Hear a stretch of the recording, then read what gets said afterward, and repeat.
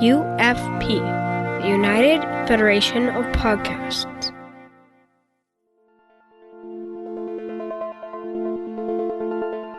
Infinite diversity.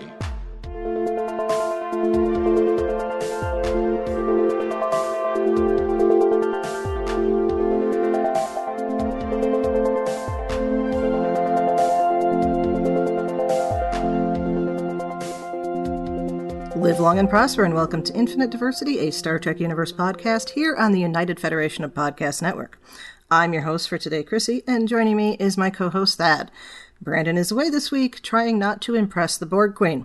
Thad, how are you today? I'm pretty good. I'm listening to the new version of my favorite song on the bus on a boombox, and it's great. I love that. I'm so excited about it. I hope we get the whole thing. I haven't looked into it. I haven't thought about it when I've been in front of a computer, but I want that whole song, so I'm sure they will. Yeah, do it like how Disney did in with Hawkeye, where they released the full song of the Rogers the Musical song. Paramount should also release it as like a purchase on iTunes. Do that. I'll do that. I have to watch Hawkeye yet. It's so really good. I've heard nothing but good things, but you know. I mean, we also have lots of Star Trek to watch, everything. So I understand. Mm-hmm. Yes. All right, and also joined with us today is Bill Mann from Trek Live. Welcome to Infinite Diversity. How are you doing today? Doing great. Thank you so much for the invitation. Really excited to be here. Thanks for coming. Yeah, thank you. Good deal. All right, well, before we get into our topic for the day, we'd just like to take a moment to thank our Patreon patrons who make our show possible, particularly our associate producers, Justin Oser and David Willett. Listeners, we'd love to add your name to this list, and we can do that with your monthly subscription of just $10 at patreon.com/UFPEarth. All right, we have a little bit of news here. We have the 4K release of the motion picture, which is going to be exclusively on Paramount Plus beginning on First Contact Day. April 5th, for those who don't know. Which is a nice touch. Yes. Yeah, April 5th, yeah.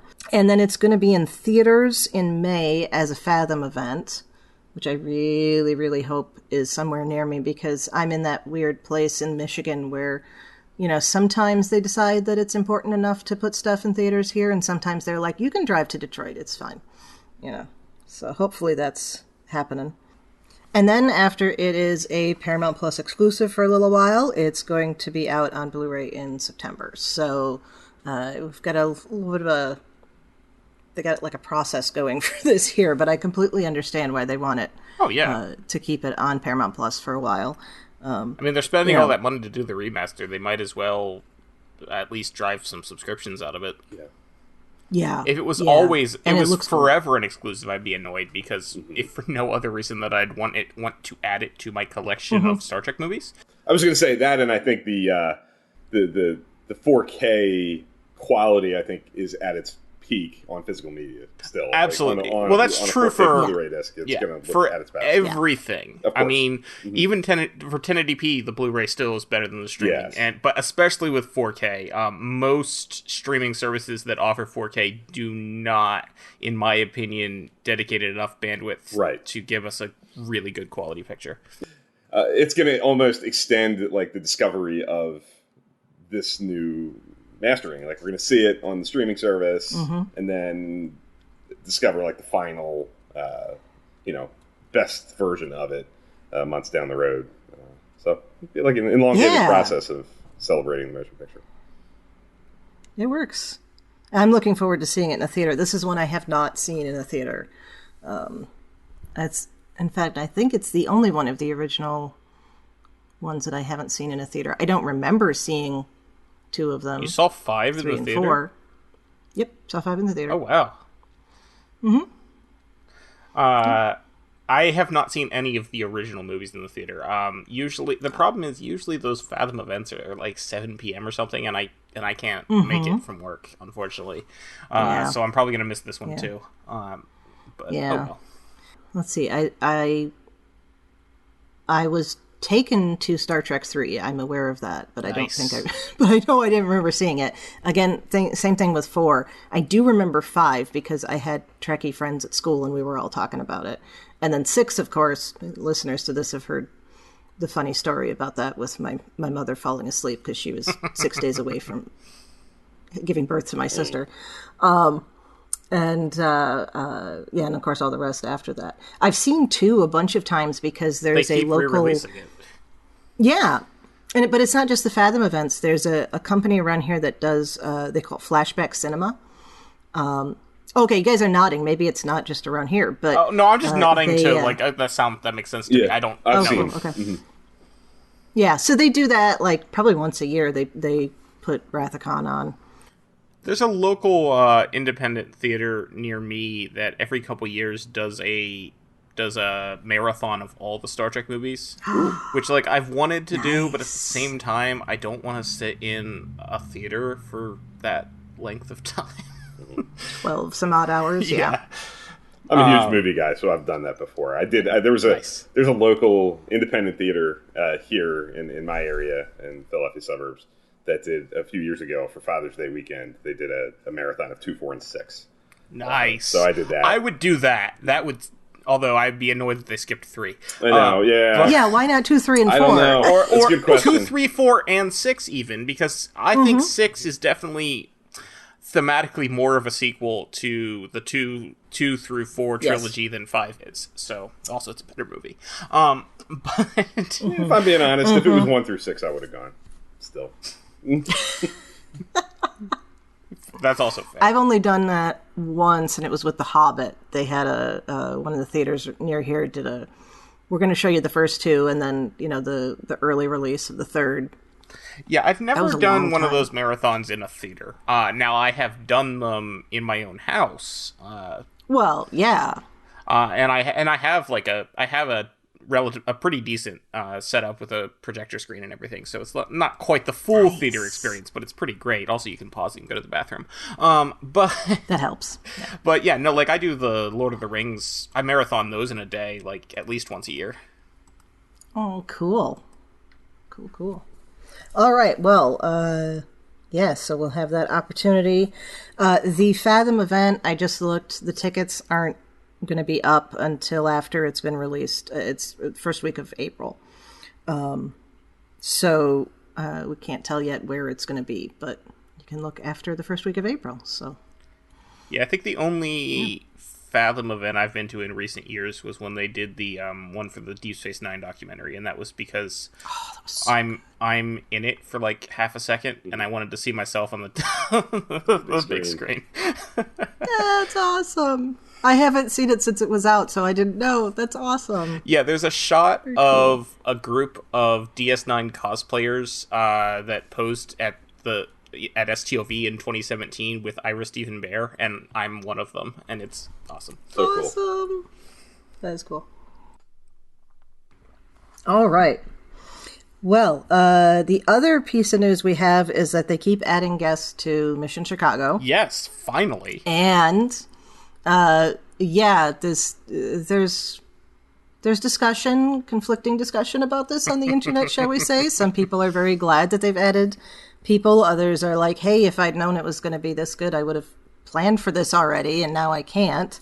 But they are adding more guests, and this is going to be the first time we get any of the Lower Decks cast live. Yes. Well, I mean, part of that is because Lower Decks premiered during the pandemic, but... Oh, all of that, I think. Yeah. And, I mean, most of the guests for STOV last year were originally booked in, like, 2019 or early 2020, so... Yeah. But, yeah, and the same would be true for the Star Trek cruise from last month, is that, I mean, those guests would have been originally booked back in 2019. So... now we're finally getting things where we can finally see them. I am really excited. Tawny Newsome and Jack Quaid are going to be there.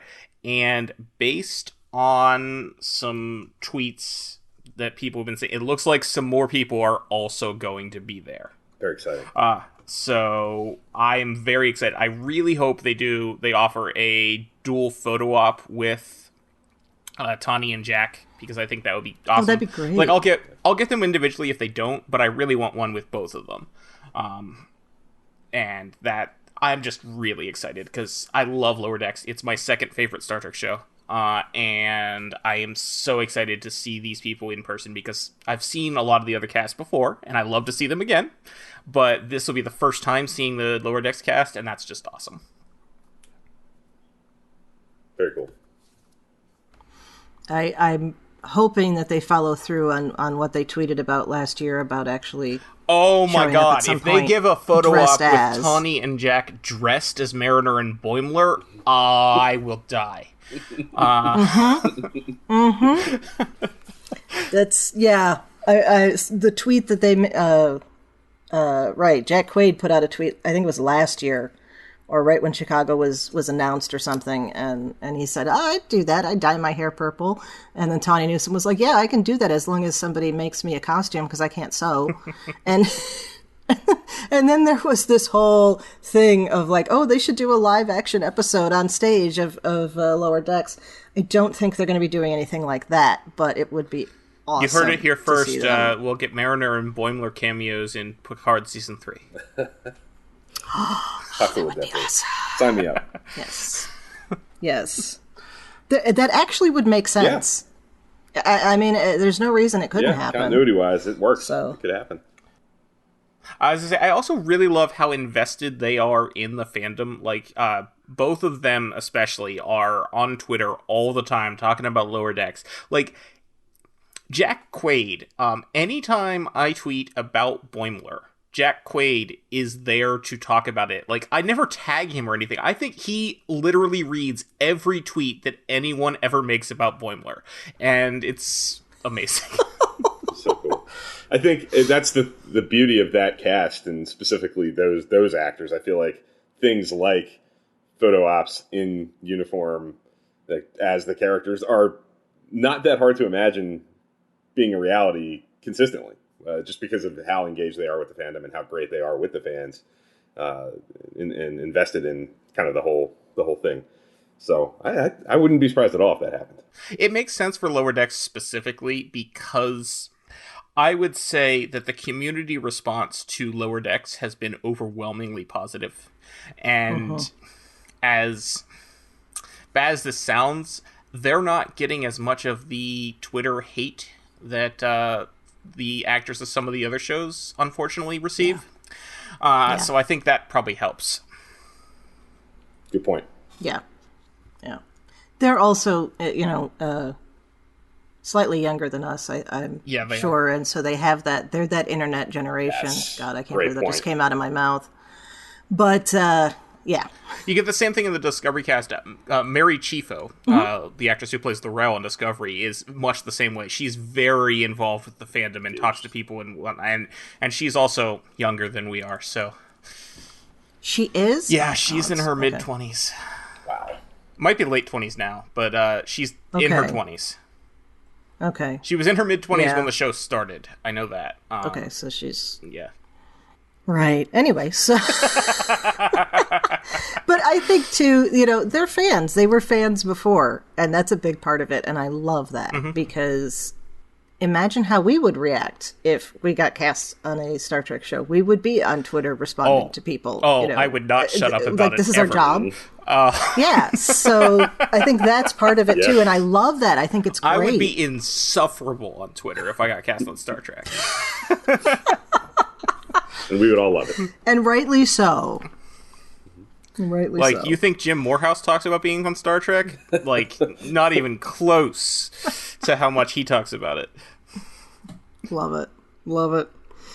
All right. Well, so listeners, a bunch of us are going to be in Chicago. So, look us up. We're going to be around.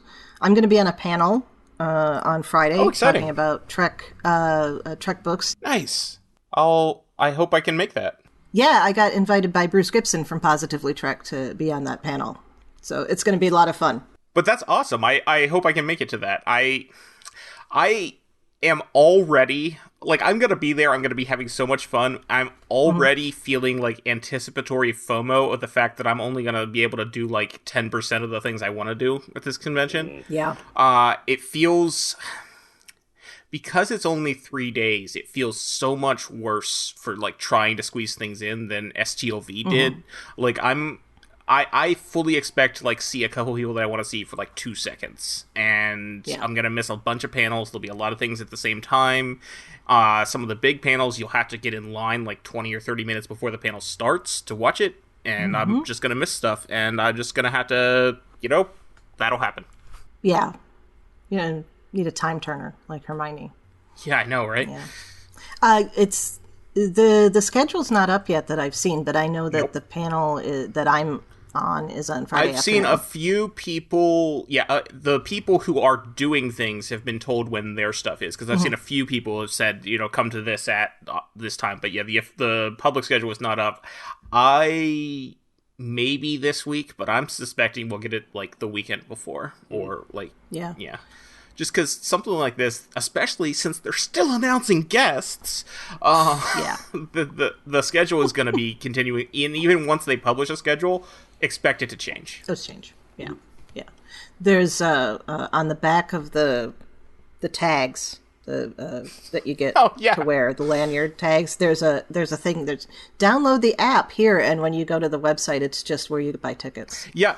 So they haven't activate even your badge that here, and it's like, nope, can't do that yet. But the funny thing is, it says on the ticket, activate your badge now. So, like, I'm figuring, I can do this now. No, I can't. Also, can we talk about how annoying it is that the regular 3-day admission gets Captain Kirk and everybody else gets cooler badges?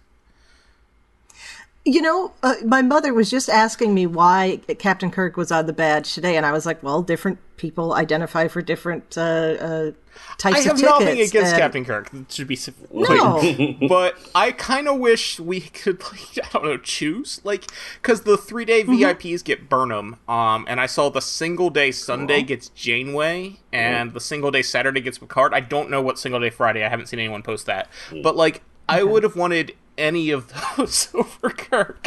Like, I kind of wish I had bought single day tickets now so that I could have gotten a variety of badges. Yeah. I bet there'll be people there who are willing to give their badges away afterward. I am planning to try to seek out somebody with a Janeway badge on Sunday, be like, hey, you want to trade? Yeah. Because at that point, it'll still work just the same. Yeah, it's still good. Thoughts. So anyway, listeners, if you're going to be in Chicago and you have a single day Sunday badge, look me up. I'll be around, and I will be happy to trade you a Captain Kirk badge for your Janeway badge if you want. Yeah, there you go. That works. Or listeners, if you're not the type to hold on to stuff like that, we're happy to. That's also if you just don't want your badges anymore, I would love to collect the complete set too. That would be amazing. All right, well, that's enough about Chicago, because we're going to be talking about it incessantly afterward, and it's going to be awesome. So let's get to our main topic today, which is this most recent episode of Picard entitled Watcher. Right. So, Bill, what's your first impressions, initial thoughts on this? I was really pleased with it. A lot of, as is often the case with these seasons, when you get into this portion of the season, it's sort of slowly unpacking the mystery, getting some answers, asking new questions. That feels like we're definitely in the thick of that phase of the story. There were some really neat, unexpected choices with characters being revealed and the story progressing in a way that I didn't see coming. So I was really happy with it. I was excited to see the cast, I think everybody who's involved at this point back in time have interesting, exciting things to do. I like the sort of pairings that we get with Raffi and Seven off on their own sort of mission. Rios is kind of on his own, but has this new acquaintance, Teresa, from the nurse, from the medical clinic that he met as he's entangled with ice. And then I'm sure we're going to talk about it coming up, I think my favorite thing about this season so far is the Jurati Borg Queen stuff. I can't get enough of that. I could watch an episode chock full of that. So I was on board, and then of course the Picard Guinan, behemoth of a reveal that I'm sure is going to drive a lot of our conversation. I was very into, and I love the new actress and the new wrinkles on that character. So yeah, strong they episode. did a really nice job with her. All right, Thad? I loved it. I thought it had some excellent moments. Yes, like Bill was saying, with all the characters, they all got to see things that they're doing this week. I thought there were some fantastic references to previous Star Trek, which we'll get into. And yeah, I really enjoyed it. I am loving Picard this season.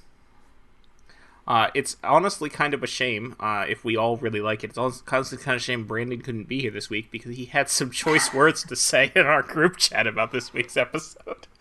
Yeah. We'll have to get a rundown when he comes back of what he thought of each episode. In fact, I'm going to make a note of that, and we'll have him do that. But, yeah, he wasn't as enthusiastic about the guy on the bus as the rest of us were. Just too bad. Okay, that's all right. Yeah, I think this was an excellent episode. The thing that struck me the most about it, and we'll come back to this as we're talking about it, but this feels like the kind of social commentary that Roddenberry wanted to do on, I think it was The Lieutenant that he got those episodes that he wrote refused, or it was another show that he was working on. But so this is the kind of social commentary he wanted to do. He wasn't able to, so he put it in the future. And now, literally, we've come all full circle because we are able to do this without, hiding it as, oh, look, this planet likes Nazis, so we're going to talk about Nazis. But it's not us. It's on another planet. Because we can actually talk about what's going on right now, because it's 2 years from now. And as optimistic as I would like to be about the future, things are not going to change that much in 2 years. And it's all right there. Guinan has a bit of a monologue, I guess you could say, about how things are. She says the racist took off a hood and put on a suit. Or put on a tie. Either way, but that was beautiful.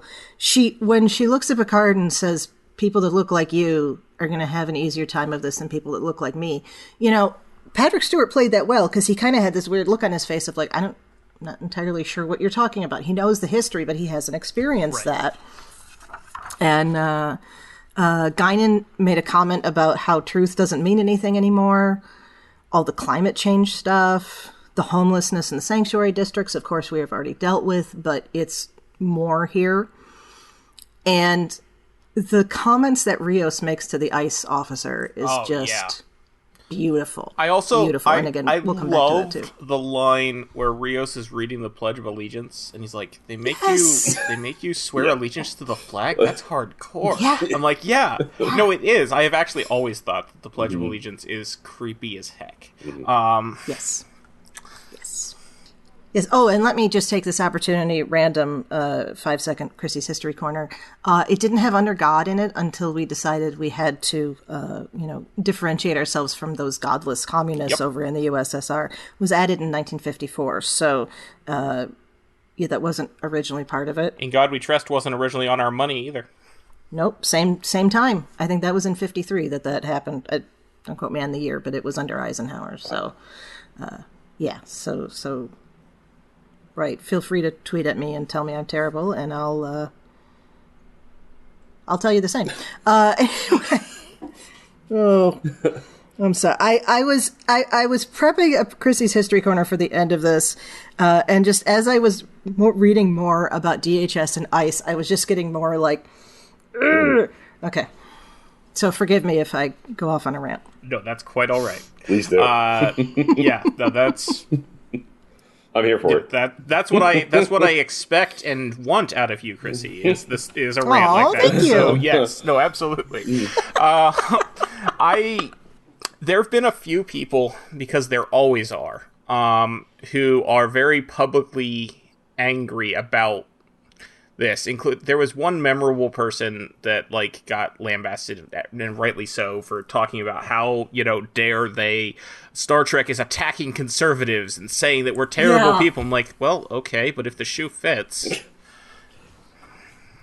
If shoe fits, wear it. Right, exactly. That was not a good Chekhov impression, but you get the idea. Yes.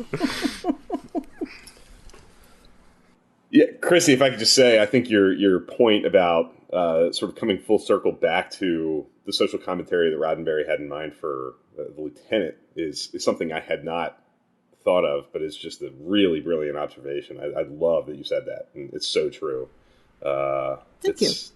I hadn't considered that perspective about this season and the choice to come back to 2024 and make it so contemporary, and wow, that sort of enhances my appreciation for what they're doing. I mean, the social commentary is very heavy-handed, but that's fine because this is Star Trek, and it always has been. Mm-hmm. And to be honest, our society is pretty screwed up and needs it. Yeah. So, I'm fine with it. Right. I agree. Couldn't agree more.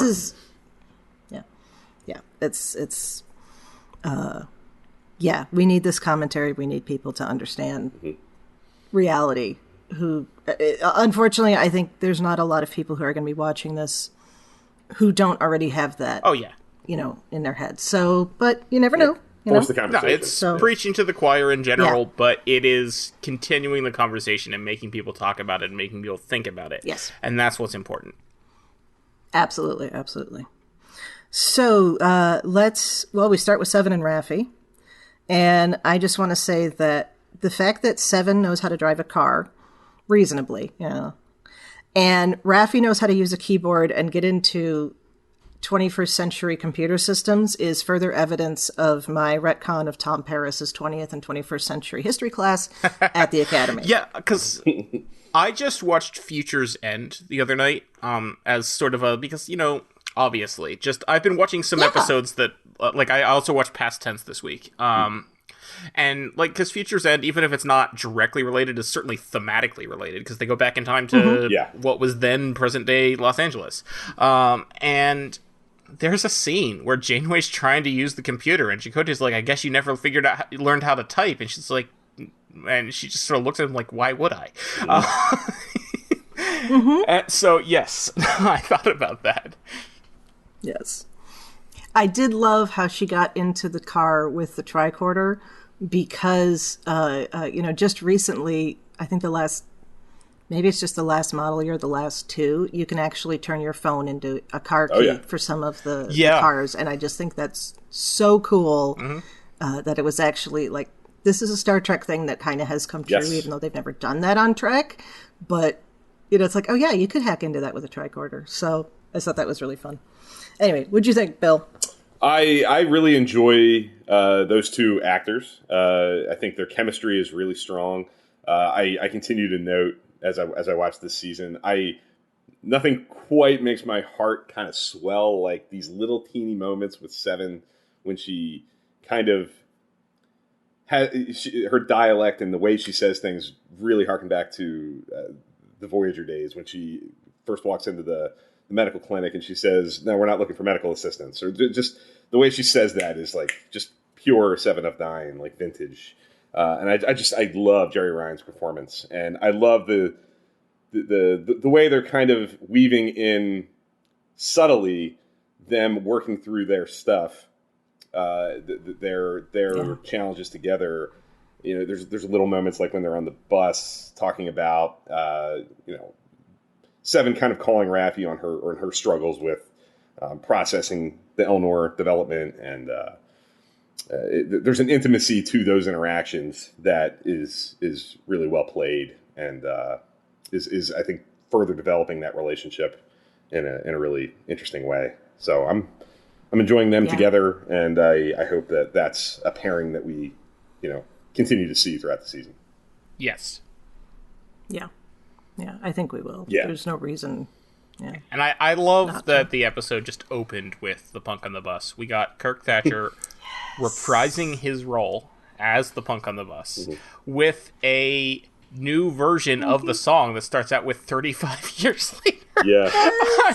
And then the fact that he clearly has some trauma over the experience in Voyage Home, because he's like, he like clutches his neck. He's like, yes, I'll turn it off. I'm sorry. I just really like that song. Yeah. Like, oh, that's amazing. I think it's further triggered by, I think Seven's lines of, excuse me, can you turn that sound down? It's like an exact playback of the dialogue from the Voyage Home, if I'm not mistaken, from the beginning of that era. Yeah. So that certainly would, I think, trigger some It was memories. amazing. Yeah, really good. The only thing that bothered me, or not bothered me, because I liked that he had the huge 80s boombox, but I think it would have been better if he'd had it on his phone. You know, just for the. But then again, he's dressed like it's still 1986, so Yeah. Okay, you know, that's cool. I guess he probably has a you can get retro boomboxes and stereos now that have Bluetooth. That's probably what that is. Yeah. I'm going to retcon that. Okay. We need a Star Trek novel about this man's life. What happens between Yes. Kirk and Spock and Seven and Rappy? What leads us back to this moment? Well, he also had a cameo in Spider-Man Homecoming. So Yes. Yep, I was going to just bring that up, so we got to find out about What that a life too. that guy's had. Yep. Indeed. Yeah, because that's on the whole other side of the country. I mean, Yeah. San Francisco to L.A., okay, but he was in New York a couple years ago, apparently. Everybody gets a vacation. Sure. You know. Yeah. Then we jump over to Rios and his dealings with ICE. And then that, of course, is going to intersect with Seven and Raffi at the police station. Navigating the 21st century legal system when it comes to immigration, much less anything else, I think is well depicted there. Yes. The mess of it. And the lack of empathy and humanity in those interactions. I think that the way that the ICE officers conduct themselves is making the point that it's sort of literalizing the lack of compassion and just the absence of humanity in the way that business is conducted, for lack of a better word. Yeah. Yeah. It's rough to watch, honestly. It is. I mean, I know that's actually how things work, and that's why it's important that they show it to us. But it's a little hard to watch. And from what I have read and heard from people, that was a tame showing I'm of sure what actually goes on. So if you are interested in what's going on in the immigration system and the legal issues of it, there's a great podcast called Redirect, and it's hosted by a guy who's an immigration lawyer, whose name has just fallen out of my head. But he's often on one of the other political podcasts I listen to, The Majority Report, and he's got a wonderful perspective on it, and he works his butt off to help people. So, yeah. So when Rios tells the truth to the DHS guy, do you think he's just like, I'm just going to tell it and whatever, or do you think he's trying to get deemed incompetent? I think he's trying to mess with the guy. I know he doesn't think he's going to believe him. I don't think specifically deemed incompetent. No, I think he's just messing with him. Yeah. That's kind of the way I read the scene as well. I think he's... Yeah, I think that's the only card he has in his pocket, and he tries it. And... Yeah. I guess I wasn't figuring that he was thinking that way, but I also kind of feel like that could have...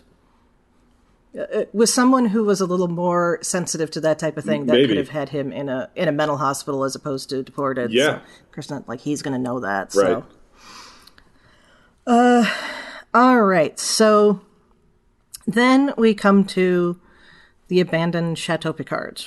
And it appears now that it was abandoned after World War II. We know that part. And was it not reopened until Maurice Picard went there, when we see that's Picard possible as a child? Because we saw the flashback of the Picard family moving to the chateau. Now, we don't know if the chateau may have been used at some point in between there, but we know it was definitely abandoned for a while. And I think he Yeah, and it's been almost 100 years at that point. Mm-hmm. So I also like in one line where he says they went to England, we explain the question that fans have had for the past 35 or so years, asking why does Picard, a Frenchman, have an English accent? Yep. Done. It's beautiful. Yep. It's beautiful. Yep. Totally not necessary, but beautiful. Just like with the retconning the Klingon foreheads. I love that. Now, it doesn't explain why young Picard in Rascals has a French accent, but that's a whole other question. Well, I don't know. Transporter issues. Yeah. Headcanon's a wonderful thing. Yes, it is. Yes, it is. No, I'll just say I really enjoyed that initial scene wandering into the chateau. I think that sort of monologue of Patrick Stewart explaining the history, and there was something about the I don't know, the tone of that. Maybe it's just hearing Jean-Luc Picard deliver exposition that again kind of made my heart sing a little bit. It just gave me such like, oh my god, it's one of those things that like kind of snaps me back into reality of thinking like, I can't believe the show exists. And that Patrick Stewart's playing him, and we're getting new windows into this character who is like my favorite character in fiction, and has been my hero since I've been on this planet. And it's just a kind of a miracle that it's happening. And that for whatever reason, that scene and seeing Patrick Stewart deliver those lines in that kind of way just really drove that home. And loved it. Yes. Memories of things that have yet to occur. So good. What a beautiful idea. I also like that we have the understanding and the implication now that the Picards were not collaborators. I would have not thought that they would have been, but the idea that they had to hide and that the Nazis took over their property, which happened to a lot of people. So do we have the original French Maquis involved in this? Were the Picards involved in that? I will never probably get that information, but I like to think that they were. Yeah. So I can see them, using the chateau as like, okay, so we're going to I set things up with some of the people who are landing at Normandy kind of thing. I kind of wonder if we'll see, just knowing how these shows operate and how foreshadowing they are of things to come, the discussion of the tunnels. I wonder if we'll see the tunnels at some point along the way. This season, using them in some way, either in 2024 or maybe in the alt future if we end up back there or somehow. I find the more I kind of like go back and rewatch even Discovery, just this format of the serialized seasonal storylines that typically things don't get thrown out for no reason in dialogue. Little hints like that. So you think they'll be Chekhov's tunnels? Is what you're saying? I am saying that I think they're Chekhov's tunnels somewhere along the way. That works. That would be my prediction.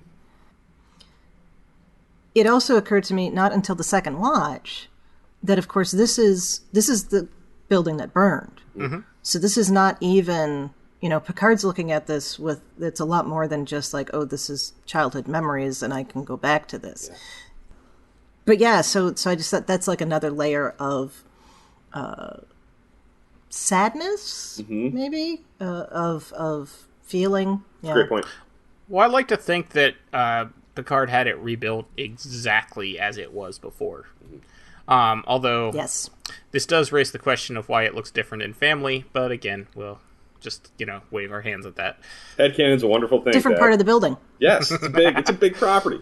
It's the other half of the building that was built with a completely different architectural style, obviously. Oh, you mean the outside part? Yeah. Okay, I was thinking because like inside that's yes, easy you can to make explain. That explanation, but we see the outside too, and it looks very different. I forgot about that. Yeah. Well, that was the other side of the vineyard. They have the two houses. They were renovating. I don't know. I always did figure that he had it rebuilt, or his sister-in-law. His name escapes me at the moment. Marie had it rebuilt exactly. But with modern conveniences. Yeah, because it has a replicator now. Yeah, right. Yes. And the transporters to Harvest, which Maurice and Robert would be rolling over in their graves that they know about. Yeah. No doubt. But that's okay. The only other thing I want to say about that is I find it very interesting that the family, assuming that it was not reopened until Maurice came back, the family was paying to have the place at least maintained enough that it didn't collapse and was not, like, purchased by somebody else from 1945 until, 2310, 2315? This is an interesting little tidbit there, Yeah. if nobody was living there, which is what it sounds like. So Certainly implied, yeah. Right. yeah. At least until the moneyless society thing happens. And then, Yeah. then it's not. Eventually, So it becomes less I of an do issue. wonder what else were the Picards doing to make their money, since they clearly weren't making wine at Chateau Picard. Yeah, yeah. Ooh. Maybe they were making wine elsewhere, and that's why Picard was so interested in bringing in Laris and Jabon. Jabon. Maybe the Picards were making wine elsewhere, and that's why he brought in Laris and Jabon, and there was that feeling. Because from the Picard Countdown comic, you get the stuff about them making wine. So, all right. So then we have Jurati interacting with the Borg Queen. Picard's going to use the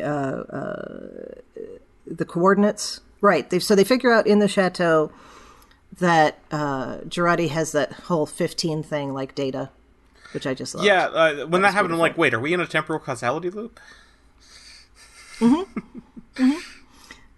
So they figure that out, and then they're going to use the coordinates, and Picard's just we're going to figure out what's going on. So Jurati beams him to the coordinates. It turns out that we are at 10 Forward Lane, and here is this bar being run by a young Guinan.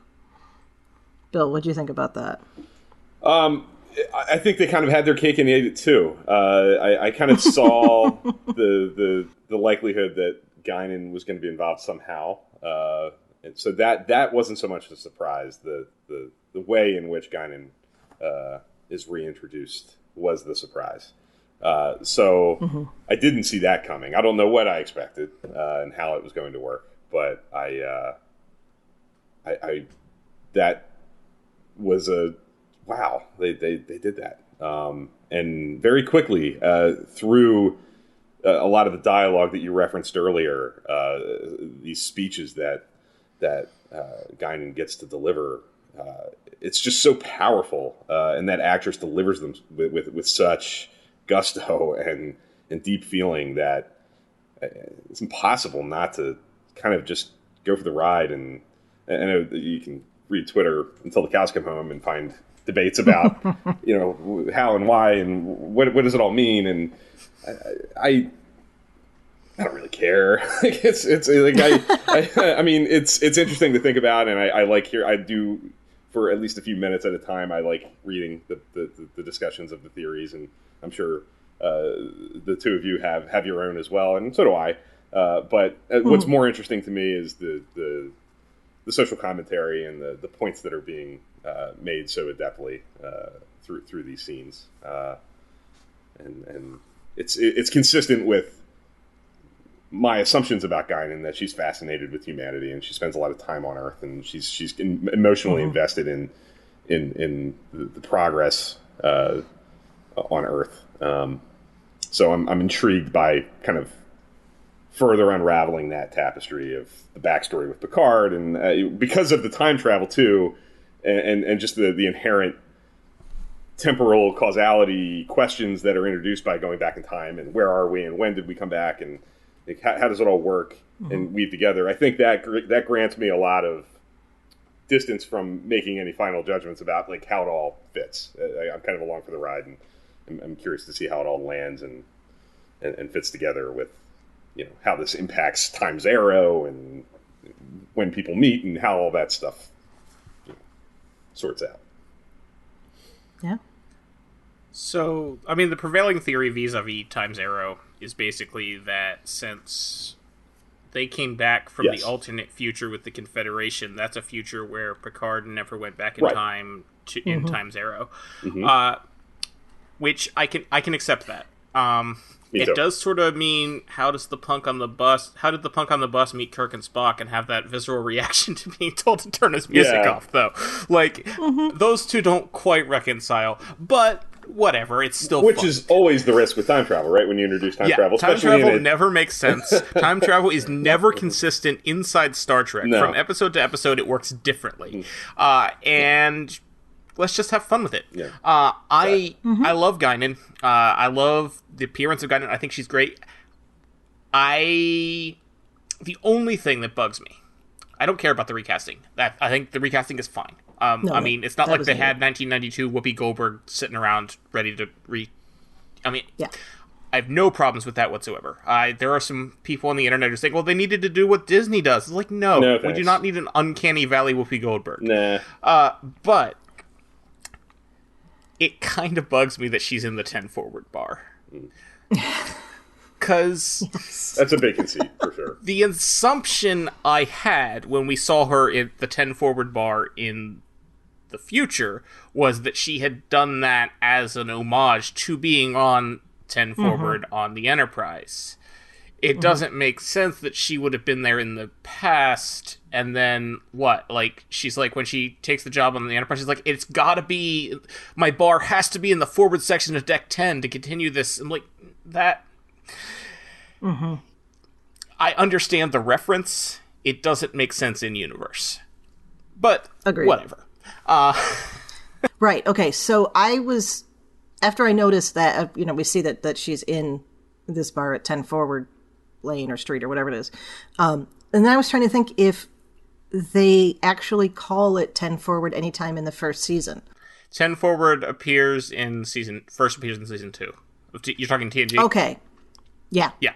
All right. It did not, the set didn't even exist in season 1. Okay. So it is possible then that if Picard specifically brought Guinan on to do that, then...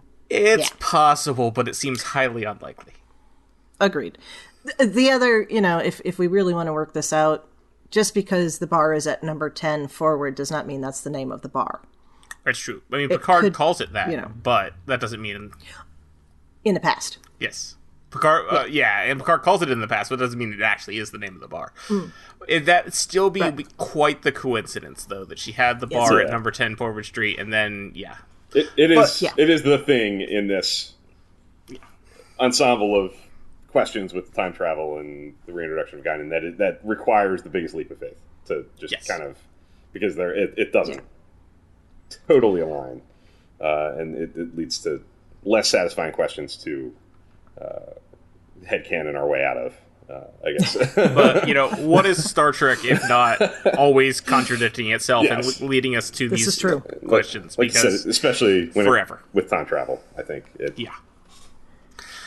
I loved that we had a pit bull in this scene, though. I mean, that's obviously Patrick Stewart's influence there, because he loves pit bulls and he likes to foster pit bulls, and so that was good. I like that we got another one. I liked the subversion there where Guinan thought the dog was gonna, be aggressive, and Picard's like, oh, hi. Dogs know. Oh, yeah. Dogs know these things, yes. Do we know if that was the same dog as number 1? No, because number 1's a male, right? Yeah, and I doubt they used the same dog, because if you watch the special features for Picard, they're filled with them complaining about how that dog did not cooperate. Okay. So I'm sure it's a different dog. There's number 1, the dog was supposed to be in a lot more episodes in season 1. Really? But they could not get the dog to actually, follow commands and be a cooperative actor. So that's why it only shows up in a few scenes. Okay, cool. Good to know. All right, so we'll jump over to Jurati and the Borg Queen, and then we'll come back to Picard and Guinan and finding the Watcher. The interaction between Jurati and the Borg Queen is just beautiful. Well, like I kind of said at the beginning, I think that's probably my favorite kind of running storyline so far this season. I think since Penance. Towards the back end of that episode, but especially last week and then into this week, I think that sort of unusual connection and the unexpected new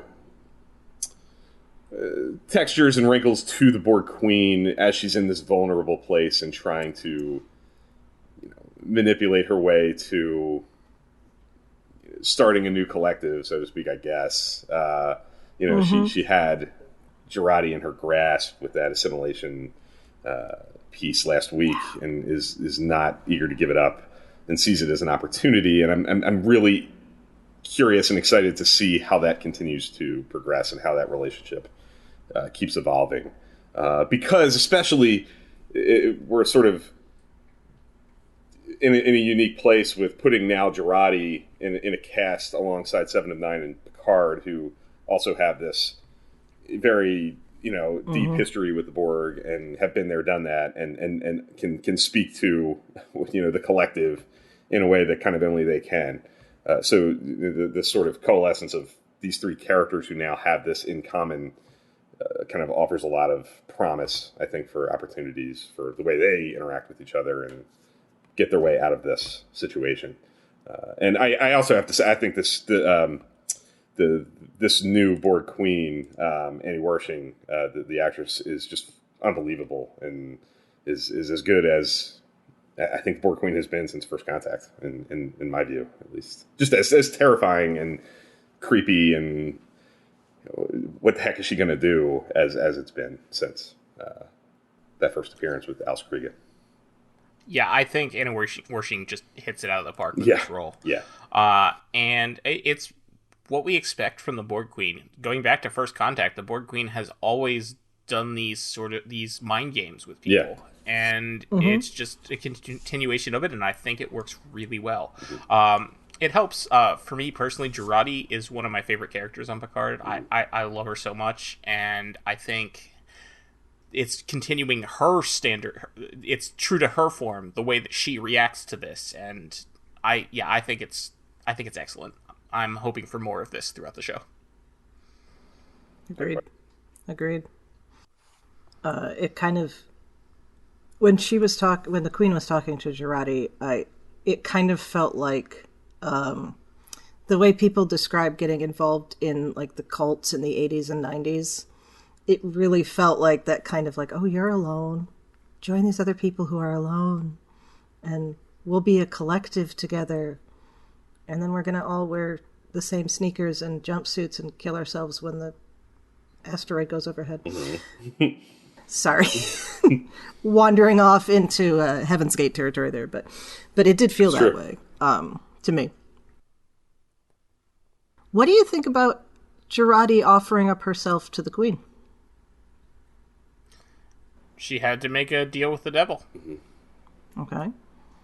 Yeah, and I think the way that they framed Jurati's experience last week with that, dabbing her toe in the water of assimilation with this sort of, I don't think we've ever heard it explained this way before, but the sort of bliss and the rush of adrenaline that comes with that experience, that maybe she is kind of tempted now that she's felt it and is intrigued by what she experienced with the collective existence.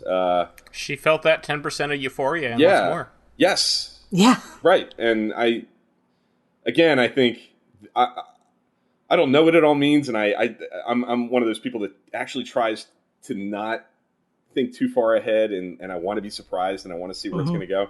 But I foresee a lot of, like I was saying earlier, opportunities with characters like Picard and Seven in the fold to sort of answer some of those tendencies that Jurati might have now with being intrigued by the Borg and what assimilation means, and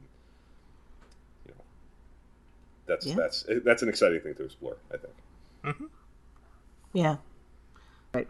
Okay. So Jurati has to make this deal because, of course, Seven and Rafi are driving a car that they stole from the LAPD down the wrong way of the street, and they need to be transported out, and they need to get to where Rios is, and then be able to transport him out, of course.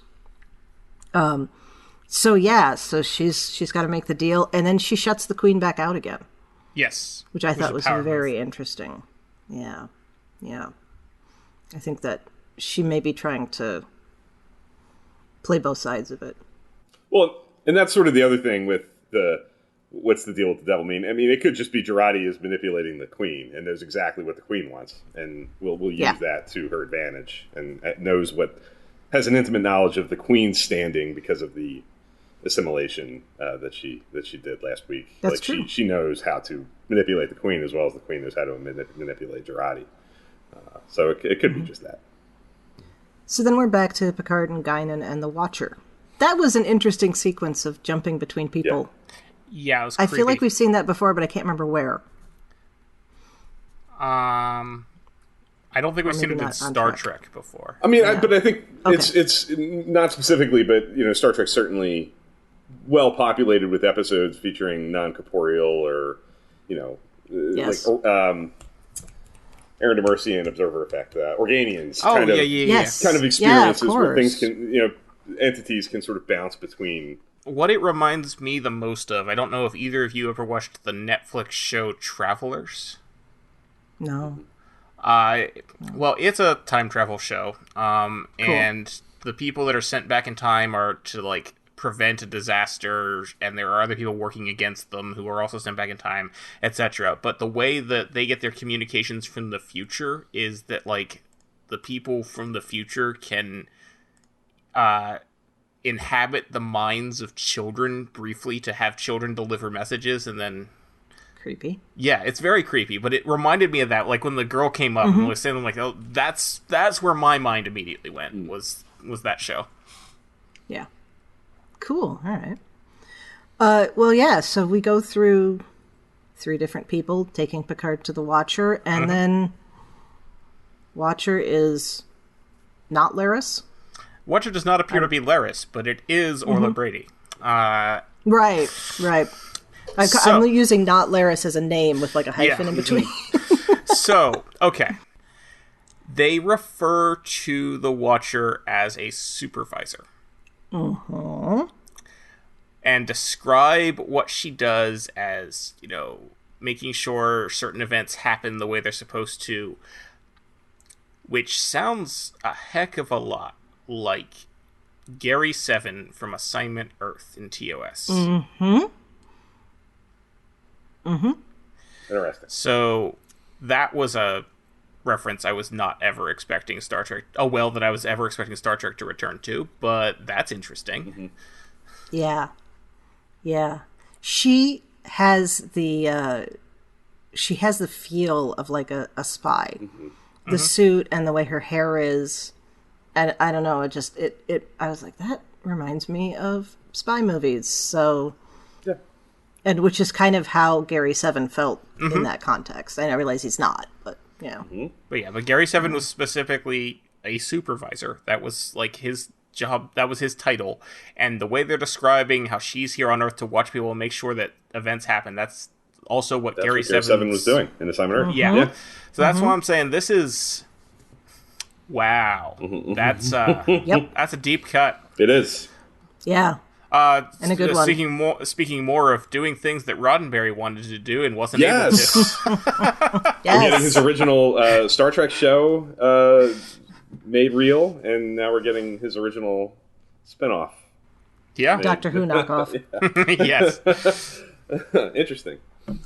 So is the assumption kind of do you get the impression that everyone is widely anticipating that the Orla Brady-ness of it is an entity pulled an image out of Picard's mind that would be relatable if that were to true, Picard? she would have the Romulan ears. But wouldn't the Romulan ears not?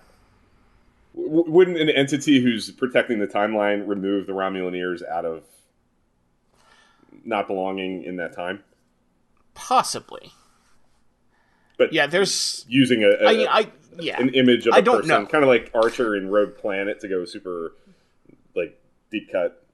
Not very good Enterprise episode as a reference from as a like pulling a comforting image out of a person's mind to take up as a as sort of a vessel to relate. Or Janeway and Coda. Yes, definitely. So that's a really well trodden sort of Star Trek device for such entities to, come down to the human experience and relate to our characters. I mean, that would not be a groundbreakingly new. It's possible. Mm-hmm. I honestly don't know. I think we'll find out. Yeah. Yeah. I hope we'll find out. I'll be annoyed if we don't. Yeah. If it's just like that we go the whole show and it's just this is another Orla Brady character and that's all we know, that will annoy me. Yeah. That'd be strange. It seems that would seem strange. I feel like there's got to be something to it. And that's my Star Trek brain kind of went to that because I think of things like I watched Rogue Planet not too long ago, so maybe it's because of that. It's like I'm sorry. I know. I survived. I've been surviving it for years. I mean, I watched Code of Honor this week, so I feel your pain. And that's worse. Yeah. All right. Yeah. So that's why I thought of Coda because I just watched that too because I'm still doing my alphabetical Star Trek watch. Oh yeah, love it. That's right. So yeah, I'm interested to see where that's going to go. I want to know what Guinan did to make her mad. Yes. That should be interesting. And I really hope we get a Guinan Q scene too. Yeah. Because we know from TNG that they knew each other before TNG. Mm-hmm. Right, so before we get to that last scene with Q, Jurati gets Seven and Raffi over to the road overlooking where the bus is going to go, where they have to hijack a bus with, how did they put it, no butterflies and something else, which is kind of funny. So Which means they can't just beam him out, because they would probably notice that. Yeah. So, all right, and then we have Q sitting in a cafe. Yes. Good. All right, so first off, I want to talk about how that's Jackson Roykirk Plaza, which is named for the creator of Nomad from the TOS episode The Changeling, who, it makes sense because he would have been this time-ish. Yeah. So that's interesting. Also, the book the woman is reading is a Dixon Hill novel by Tracy Torme.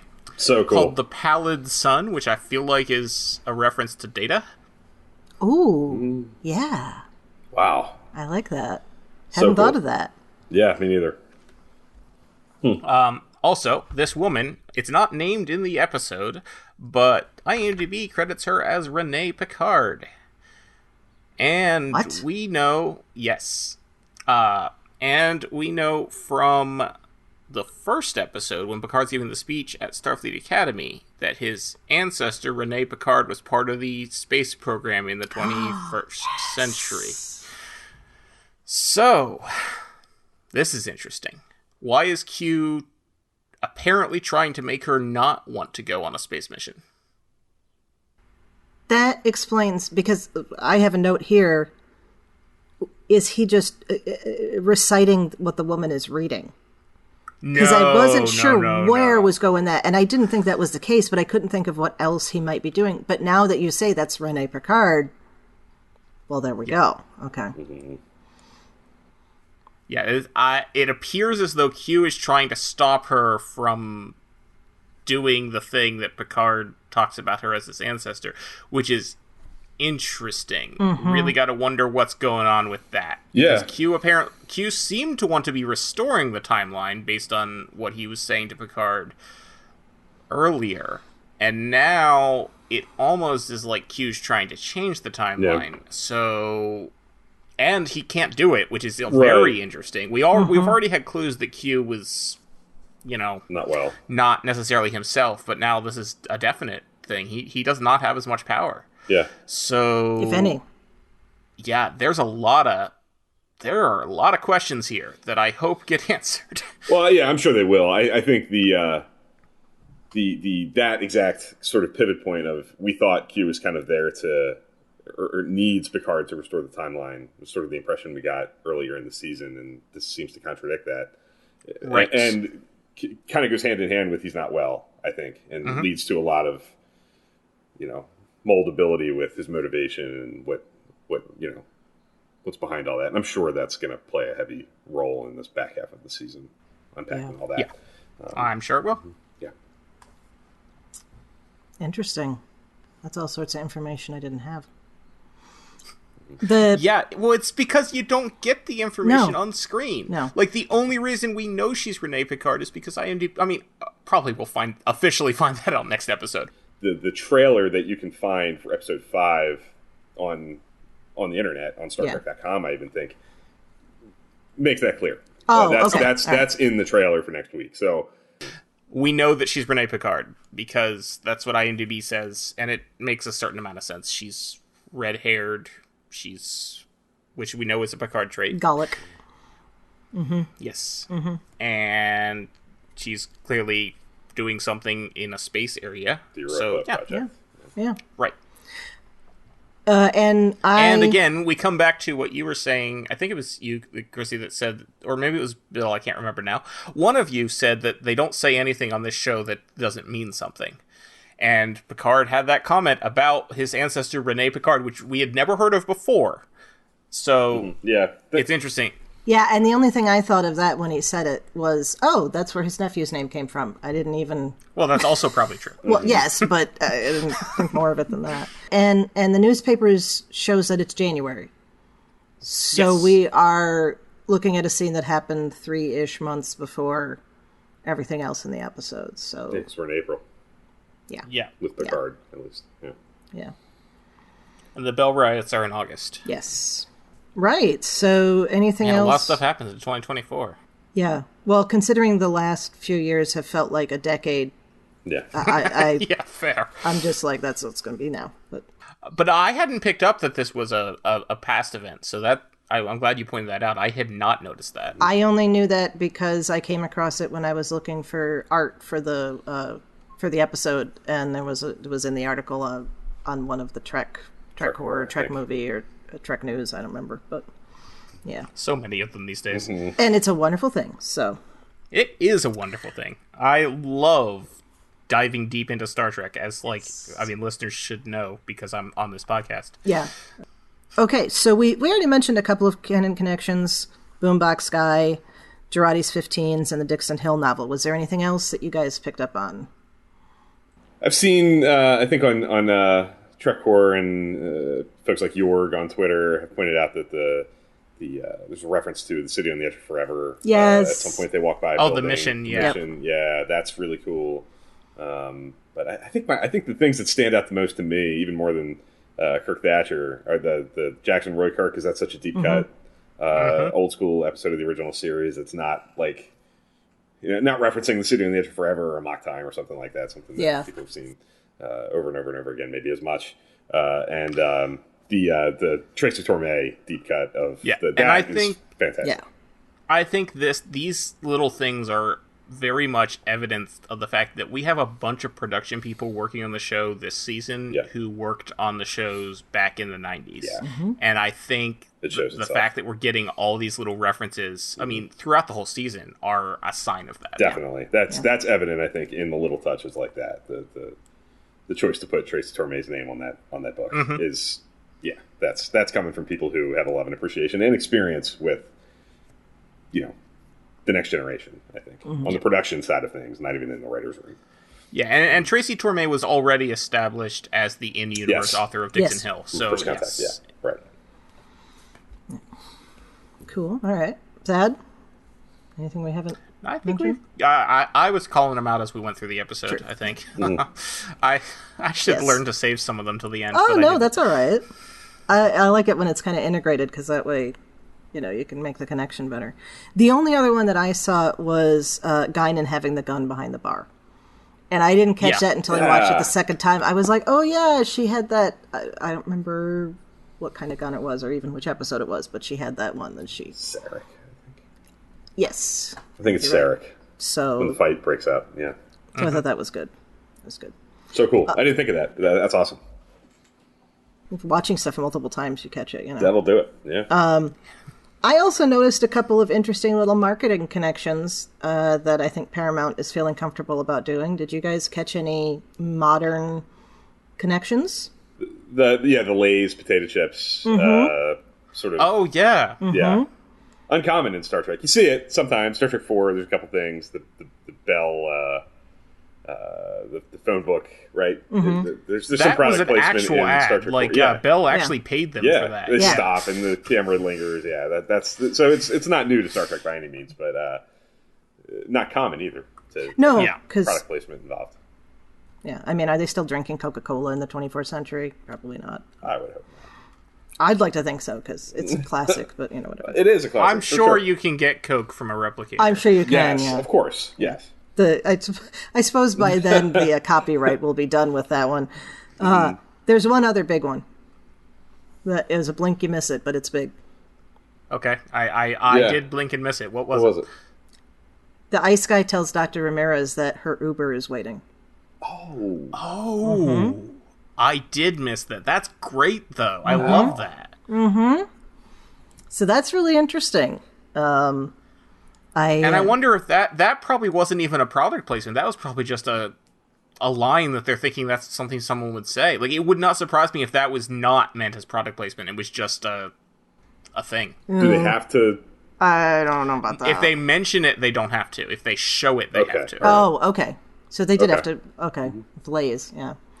Oh, the one thing that I not a product placement at all, but when Guinan talks about how there are people in the world who can fix this, but they aren't going to because they aren't going to because then they wouldn't have as much money. And I'm thinking, and this is internationally broadcast on Amazon Prime. Yeah, I missed that in my list earlier, so thank you for bringing that up because that's. I'm like, oh, that's amazing. Yeah.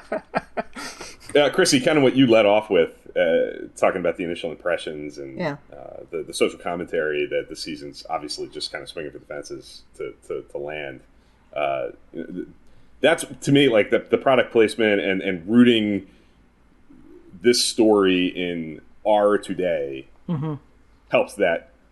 Absolutely. Cause. I think it roots everything about what we're seeing on screen with our reality. And if the goal is to, for lack of a better word, and I think necessarily so, beat us over the head with things that we need to talk about. Yes, bonk bonk on the head. Things like that help, I think. Allow us to not run away from the fact that this is us. Yeah. Right now, us. Yeah, absolutely. So. Okay, well, final thoughts. Bring me more. You guys have anything else? I want more. Really That's going to be my final thought every episode this season, I hope. Yep. I'm just loving this season. It's so Star Trek. It's just fantastic. I just really like Star Trek. Me too. Yes. Well said. Yes. Sometimes you just have to go with, that's what it is. Yep. I love it. Anything else you want to say, Bill? No, I would just continue to, every time I end up finding myself talking about Picard, I just have to pinch myself. And it's just, when I think back, I talk about this on other platforms fairly often, but just going back in time 5, 6, 7 years ago, and we were kind of in the dark ages of waiting for the next Kelvin movie, and that's about it. We're still waiting for that next Kelvin movie. We still are. That's still true. But there has been a lot of forward movement elsewhere, so that's okay. Yes. But, I mean, going back and just a few short years ago, the notion that we would be getting a show like this, that the show exists, was just hard to believe. I mean, I don't think any of us could have predicted that we would see... Not until that moment when Patrick Stewart stepped onto stage at STOV, which I had the amazing fortune of being there to see. Just never in my wildest dreams. The fact that we've seen Patrick Stewart share a screen again in character with Whoopi Goldberg and John Delancey and Jonathan Frakes and Marina Sirtis and Brent Spiner and it's not even over yet, and who knows what else is coming, and that this is still continuing. It's continuing that story that I think so many of us are so deeply emotionally connected to. Yeah. Is really special, and it's every time I sit down for one of these episodes, it kind of slaps me in the face that it's amazing that it even is happening. There's a friend of mine. It's been a ongoing thing now for a couple years. Every Wednesday, I text them and say, "Hey, guess what? There's new Star Trek tonight." And at some point, I'm thinking, this might get old, but at the same time, it never does. Nope. I still do it every Wednesday. 2005 to 2017 felt really long. So, no, Yeah. it's going to take a long time for that to feel old, I think. Yeah. All right. Well, I just am going to do a quick Chrissie's History Corner because as I was watching this, I realized that the Department of Homeland Security and the Immigration and Customs Enforcement are actually historical now because they are 21 years old. Because we're all old. Yes, we are. No, we're not. The Department of Homeland Security was created in the wake of 9/11. And the idea was that you have all of the federal security offices under the auspices of one cabinet position. Okay. Cabinet position that the governor of Pennsylvania gave up his position to take. Yes, Tom Ridge. Yeah. Which, no comment about him, but yeah. Yeah, same. Less said about it. The fact that he did this As a tells you Pennsylvanian, enough. I assure you, I probably feel even more strongly. Yeah, yes, that's true. You have personal experience. All right, so on the 8th of October in 2001, Tom Ridge is announced as the head of the Office of Homeland, the director of the Office of Homeland Security. It doesn't get incorporated as a cabinet position until November because it has to go through Congress and has to be signed off by the president, as if that was not going to happen under W, but whatever. The stated purpose is as follows.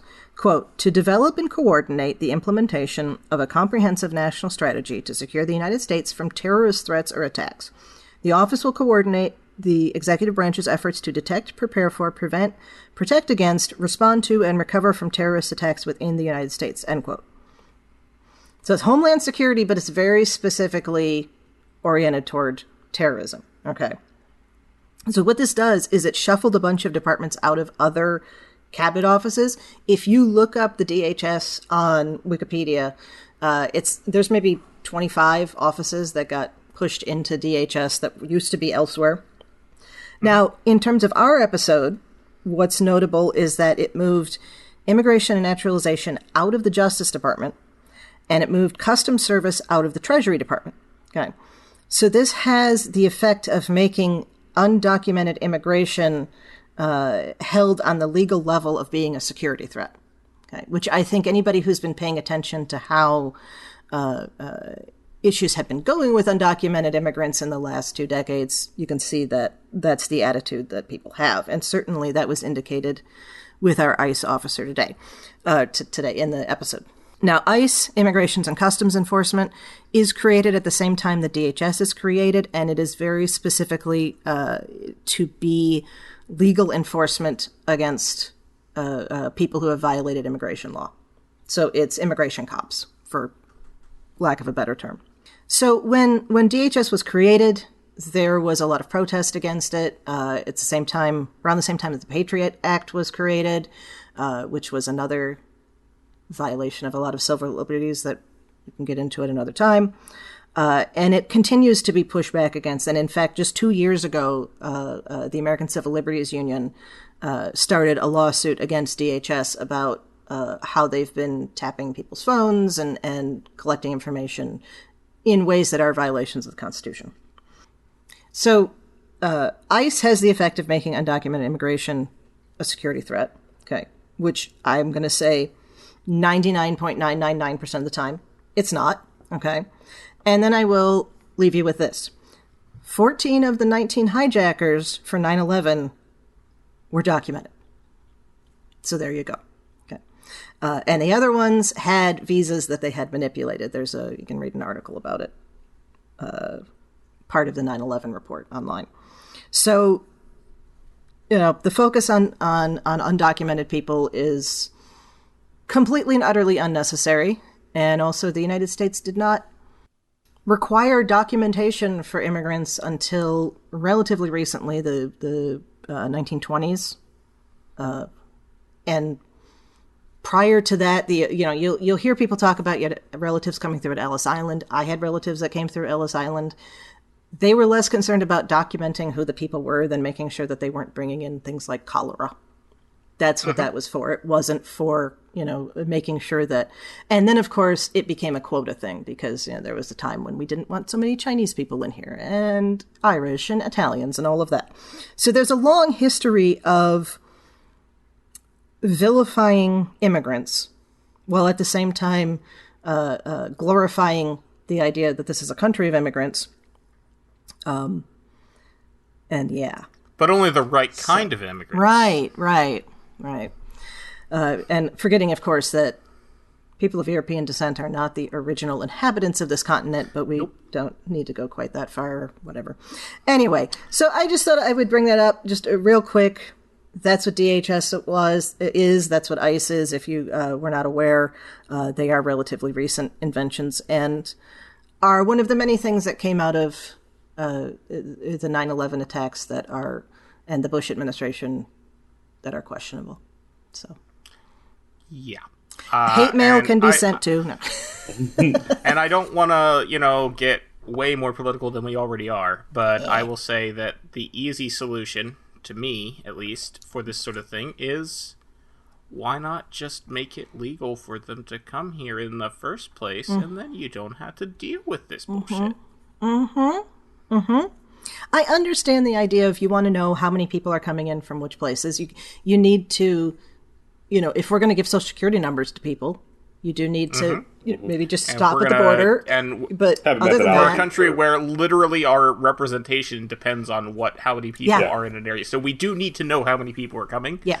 But criminalizing let them come. Yeah. Let them come. Take record of the fact that they're here and let them come. And then you don't have these problems because then the people who are here are people who want to be here. We allow them to be here. We let them work the jobs that they want to do, and they can be part of our society. Yeah. And and then you don't have situations where people, like Dr. Ramirez said, die for fear of going to a hospital and being deported. Yep. Yeah. No, because now you'll just get the situation where they die for fear of going to a hospital and becoming bankrupt. Yeah, well, one problem at a time, right? This has been Infinite Diversity Politics. Okay. Anyway, but yeah, so that's an important part of the episode, and the background is there. All right, so, Bill, thank you so much for joining us for the discussion today.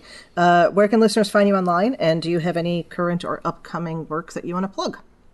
So I'm on Twitter at TrekFan4387, and I'm the co-host of Trek Live on YouTube, which is on a temporary hiatus. My co-host, who Thad knows, Dan, is... just had a baby, his first baby, his daughter Mabel. Congratulations! Last week. Yeah, so he's adjusting to the new normal. He's a little busy. Yeah, a little busy. Not bit. getting a whole lot of sleep. Has his hands full, to say the least. So we'll be back at that. Live streaming Star Trek conversations about all kinds of things. Hopefully in the near future. But I'm on Twitter and doing my thing, tweeting about what I'm watching and running surveys and polls and all sorts of such things. Cool. And thank you so much for the opportunity. This was a blast. Great way to start my weekend. Yeah, it was. This was Hang fun. out with you guys and talk about Star Trek. Yeah. All right. My favorite thing to do. Yeah. All right. Well, Thad, where can people find you when you are not out there advocating for positive social change? Well, that's tricky because I usually am. But while you're doing it, then you can find me on Twitter at Tyrannicus. That's Tyranicus, where I tweet a lot about Star Trek. You can see me going through my alphabetical rewatch of all of Star Trek. And you can also check me out on the podcast I do with my friend Carl called License to Spiel. That's license with a C, where we talk about the James Bond films. Cool. Yeah. And Chrissie, where can people find you when you're not listening to your favorite punk song on the bus? All right. In addition to here on Infinite Diversity, you can find me on History with the Szilagys here on the UFP Network. That's a twice-weekly short history podcast I do with my fellow historian partner, Jason. And I'm happy to chat about our shows in the Federation Council Chambers on Facebook. And I'm on Twitter at the Goddess Livia, that's TheGoddessLivia, where I tweet about Star Trek history and surprise, surprise, leftist politics.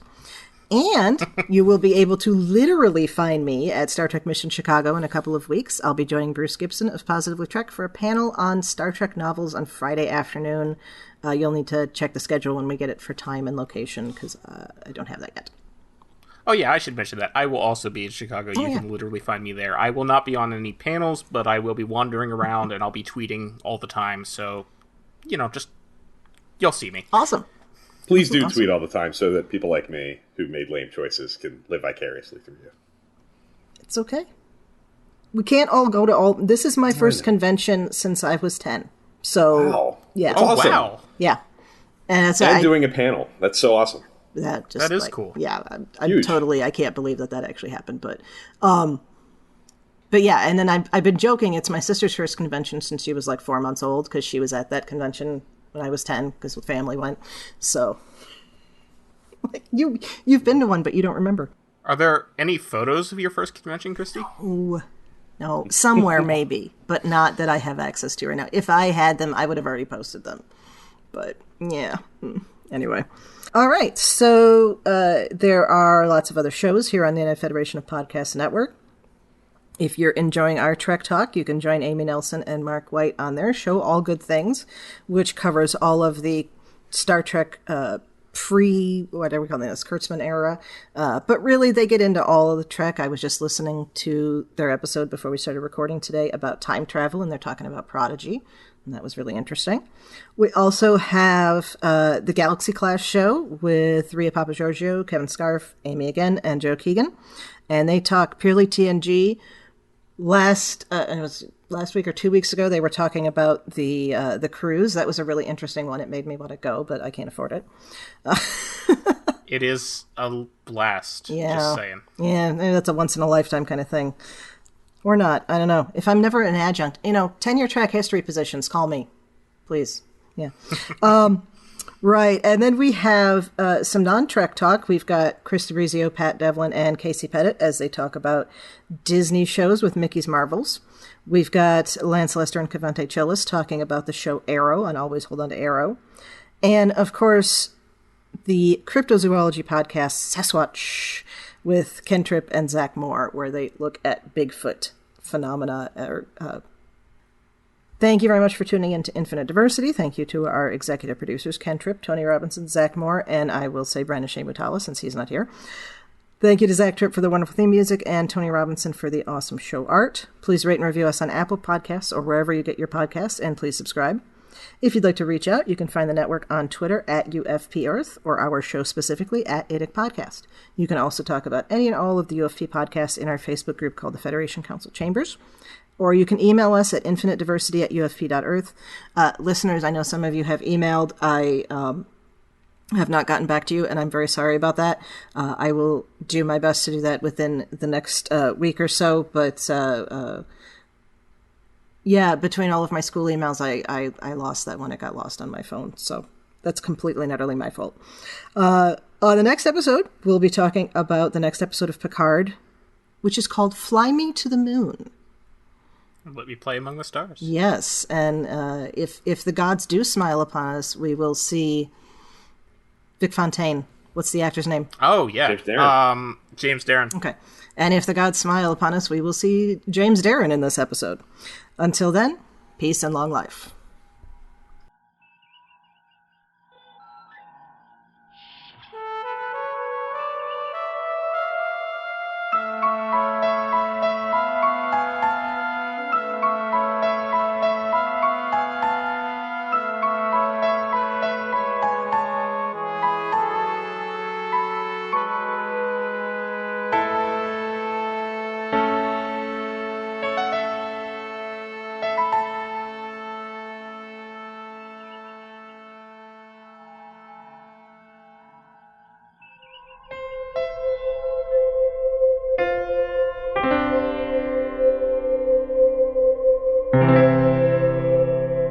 This has been a production of MTMR Media Works.